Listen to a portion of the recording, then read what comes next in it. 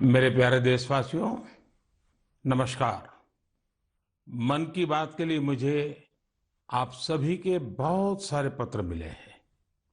Social media और नमो app पर भी बहुत से संदेश मिले हैं। मैं इसके लिए आपका बहुत आभारी हूं। इस कार्यक्रम में हम सभी की कोशिश रहती है कि एक दूसरे के प्रेरणादायी प्रयासों की चर्चा करें, जन आंदोलन से परिवर्तन की गाथा पूरे देश को बताएं। इसी कड़ी में मैं आज आपसे देश के एक ऐसे जन आंदोलन की चर्चा करना चाहता हूं जिसका देश के हर नागरिक के जीवन में बहुत महत्व है। लेकिन उससे पहले मैं आज की पीढ़ी के नौजवानों से, 24-25 साल के युवाओं से एक सवाल पूछना चाहता हूं।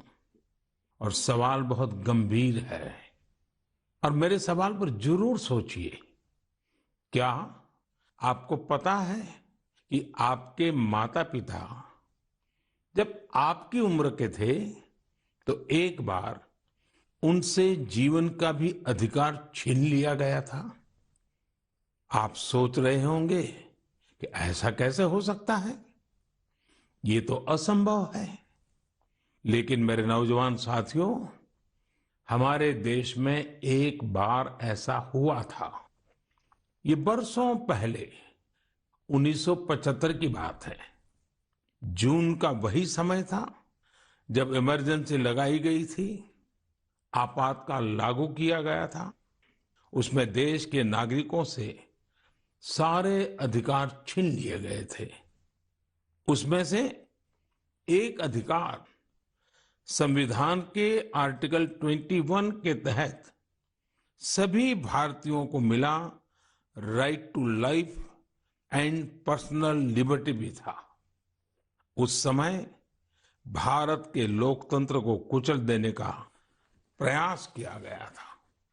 देश की अदालतें, हर संवैधानिक संस्था, प्रेस, सब पर नियंत्रण लगा दिया गया था। सेंसरशिप की ये हालत थी कि बिना स्वीकृति कुछ भी छापा नहीं जा सकता था। मुझे याद है, तब मशहूर गायक किशोर कुमार जी ने सरकार की वाहवाही करने से इनकार किया तो उन पर बैन लगा दिया गया। रेडियो पर से उनकी एंट्री ही हटा दी गई। लेकिन बहुत कोशिशों, हजारों गिरफ्तारियों और लाखों लोगों पर अत्याचार के बाद भी भारत के लोगों का लोकतंत्र से विश्वास डिगा नहीं, रत्ती भर नहीं डिगा। भारत के हम लोगों में सदियों से जो लोकतंत्र के संस्कार चले आ रहे हैं, जो लोकतांत्रिक भावना हमारी रग रग में है, आखिरकार जीत उसी की हुई। भारत के लोगों ने लोकतांत्रिक तरीके से ही इमरजेंसी को हटाकर वापस लोकतंत्र की स्थापना की।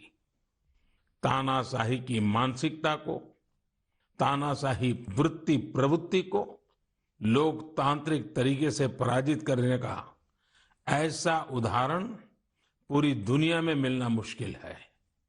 इमरजेंसी के दौरान देशवासियों के संघर्ष का गवाह रहने का, साझेदार रहने का सौभाग्य मुझे भी मिला था, लोकतंत्र के एक सैनिक के रूप में। आज जब देश अपनी आजादी के 75 वर्ष का पर्व मना रहा है, अमृत महोत्सव मना रहा है, तो आपातकाल के उस भयावह दौर को भी हमें कभी भी भूलना नहीं चाहिए। आने वाली पीढ़ियों को भी भूलना नहीं चाहिए। अमृत महोत्सव सैकड़ों वर्षों की गुलामी से मुक्ति की विजय गाथा ही नहीं, बल्कि आजादी के बाद के 75 वर्षों की यात्रा भी समेटे हुए हैं। इतिहास के हर अहम पड़ाव से सीखते हुए ही हम आगे बढ़ते हैं।